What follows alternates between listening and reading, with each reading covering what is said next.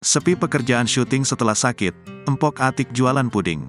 Empok Atiek kini berjualan puding setelah sepi tawaran pekerjaan syuting. Pelawak Empok Atiek membantah kabar dirinya bangkrut karena tidak ada pekerjaan syuting. Komedian senior Empok Atiek sempat jatuh sakit hingga harus dirawat. Sampai saat ini pun, Empok Atiek mengaku belum ada tawaran syuting. Tapi Empok Atiek mengaku masih punya tabungan untuk 2 tahun ke depan. Pelawak dan pemain sinetron Empok Atiek membantah kabar bangkrut. Empok Atiek dikabarkan mengalami kesulitan keuangan karena sepi job di lokasi syuting hingga bangkrut dan tidak punya uang tabungan. Empok Atiek mengakui sampai sejauh ini tawaran pekerjaan di lokasi syuting.